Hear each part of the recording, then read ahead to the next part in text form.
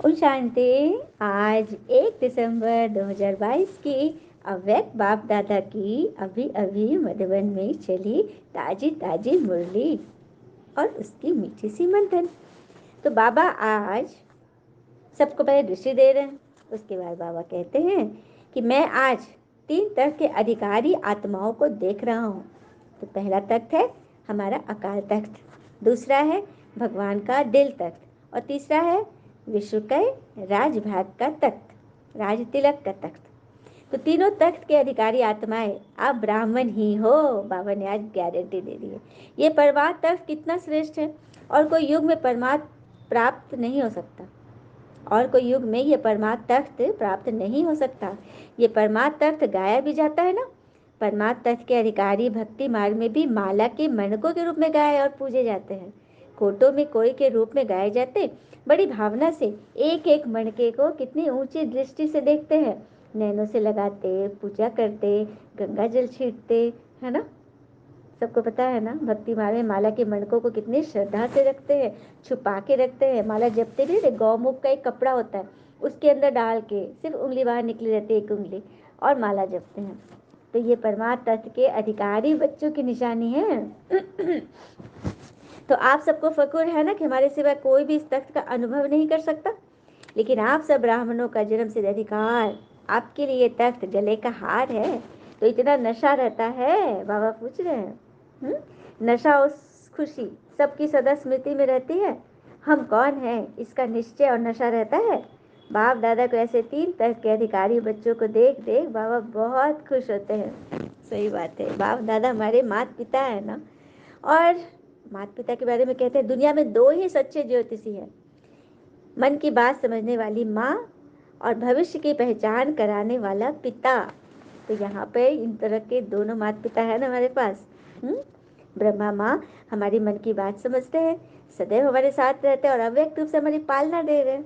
और पिता बाबा हमारे भविष्य को पहचानने की हमें युक्ति बता रहे हैं और चला रहे हैं, है ना। और वाह मेरे श्रेष्ठ अधिकारी बच्चे, वाह वाह बाबा वाह। बाबा कहते हैं वाह बच्चे वाह, और बच्चे कहते हैं वाह बाबा वाह। स्वयं बाबा भी ऐसे बच्चे की महिमा करते हैं। गाते हैं ना, गाते हो और नशा भी है ना कि हम कौन हैं। हम कौन हैं, हम वो अच्छे बच्चे हैं।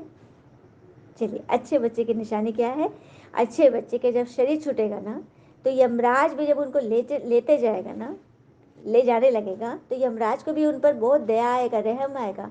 और वो क्या करेगा ना, कह देगा कि आप मेरी सवारी पर बैठ जाओ, मैं पैदल पैदल चलूँगा। ये है अच्छे बच्चों की निशानी, क्योंकि जाना तो सभी को है ना, लेकिन रिगार्ड के साथ जाओ, सम्मान के साथ। तो जितना निश्चय होगा उतना ही नशा होगा, और निश्चय का नशा आपके चेहरे व चलन से दिखाई पड़ेगा। क्या जैसे दिखाई पड़ेगा, चेहरे और चलन से। तो चेहरा और चलन को हम कैसे संभालेंगे, आइए एक बहुत सुंदर सी आत्म सुधार का एक प्रसंग सुनते हैं। एक बार एक व्यक्ति दुर्गम पहाड़ पर चढ़ा, वहां पर उसे एक महिला दिखी। वो व्यक्ति बड़ा अचंभित हो गया। उससे जिज्ञासा व्यक्ति कि वे इस निर्जन स्थान पर क्या कर रही है एक महिला। उस महिला को उत्तर था कि मुझे अत्यधिक काम है। इस पर व्यक्ति बोला, आपको किस प्रकार का काम है, क्योंकि मुझे तो यहाँ आपके आसपास कोई दिखाई नहीं दे रहा है। महिला को उत्तर था, मुझे 2 बाजों को और 2 चीलों को प्रशिक्षण देना है, 2 खरगोशों को आश्वासन देना है, एक गधे को आलस्य प्रमाद से बाहर निकालना है, एक सर्प को अनुशासित करना है और एक सिंह को वश में करना है। व्यक्ति बोला, पर ये सब है कहाँ, मुझे तो कोई दिख नहीं रहा। महिला ने कहा, ये कोई बाहर नहीं है, ये सब मेरे भीतर ही है। 2 बाज जो हर उस चीज पर गौर करते हैं जो भी मुझे मिली, अच्छी या बुरी।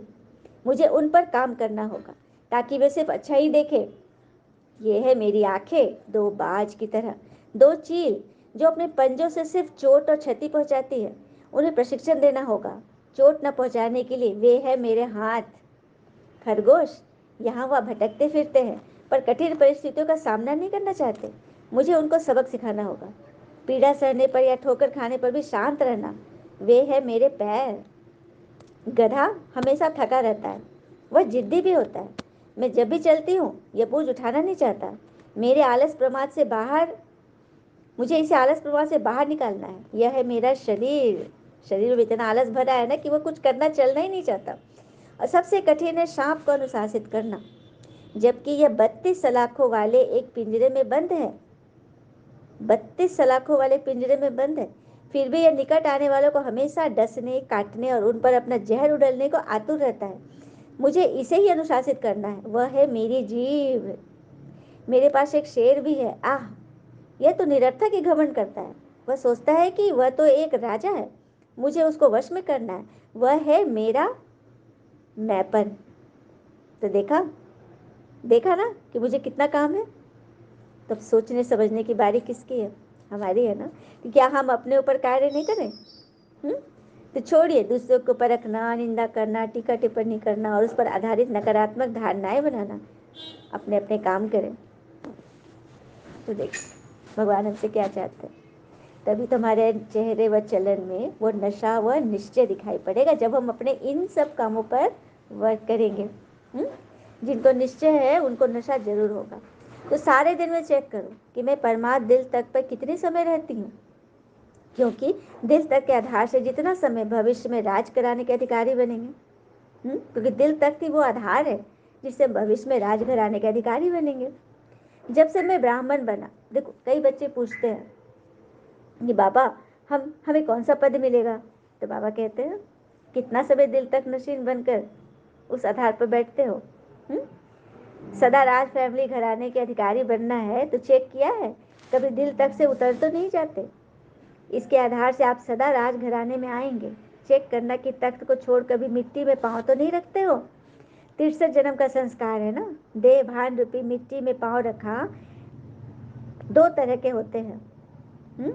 देह का आकर्षण दो तरह का होता है, एक है देह भान और दूसरा है देह अभिमान। देह अभिमान की मिट्टी गहरी होती है, लेकिन देह भान की भी तो मिट्टी ही है। देह भान मतलब कि मैं स्त्री हूँ, पुरुष हूँ, मैं ऐसा हूँ, मैं वैसा हूँ। और देह अभिमान है मेरे अंदर इतना गुण है, मैं नहीं तो कोई नहीं, मैं ही सब कुछ कर सकता हूँ, मैं बस। हाँ, लोग भी कहते हैं जब मनुष्य चला जाता और जलाते हैं तो क्या कहते हैं, मिट्टी मिट्टी में मिल गया, यही तो कहते हैं ना।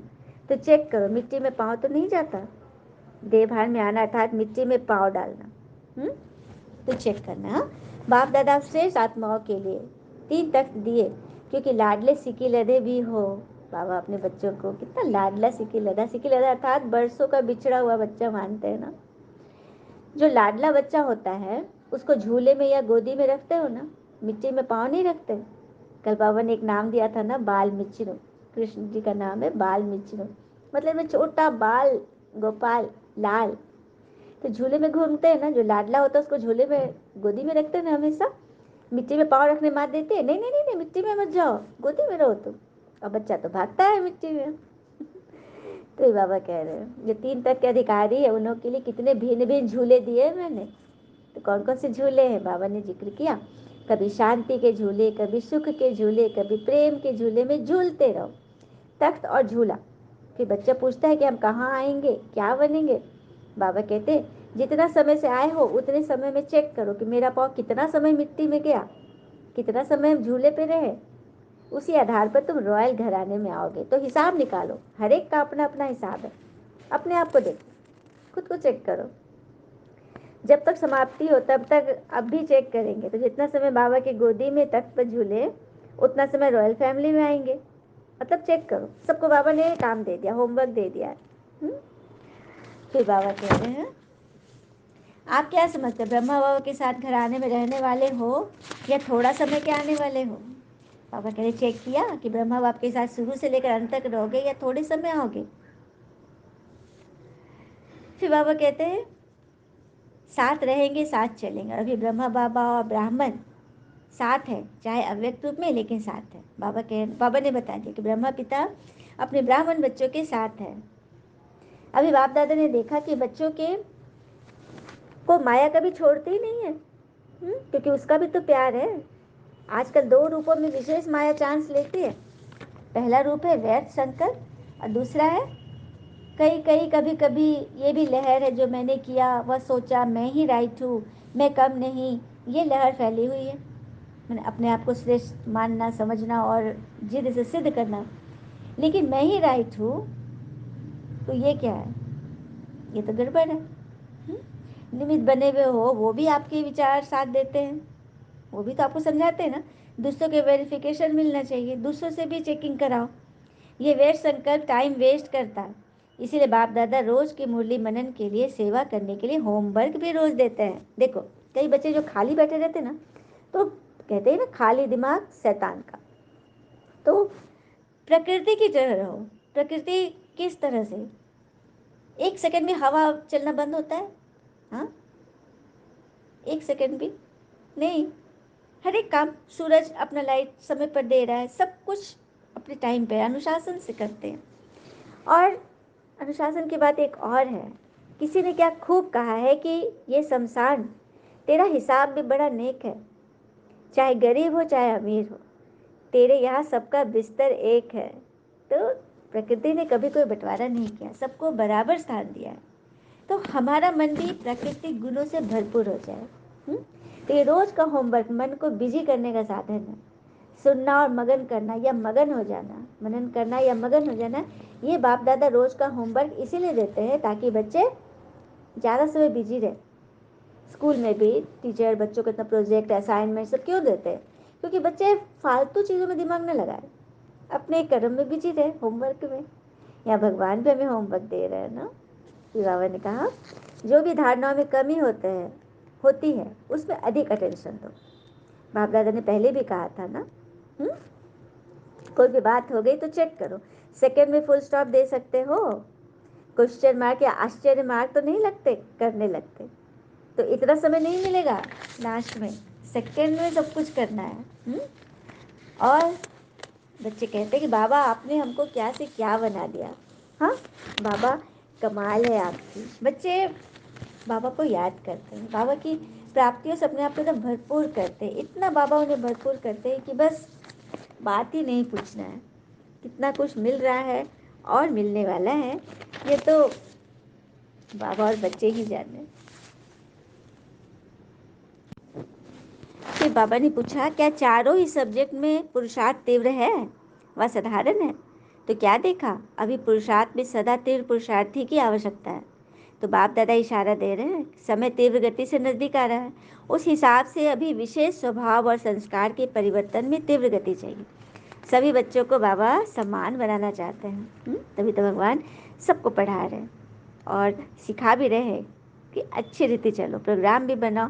बाबा सबके प्लान को भी पसंद कर रहे हैं। मनसा वाचा कर्मणा सेवा में एकदम लगे रहना है और सुख की किरण, शांति की किरण, प्रेम की किरण पहुंचाते रहो। सेवा भी साथ साथ चले।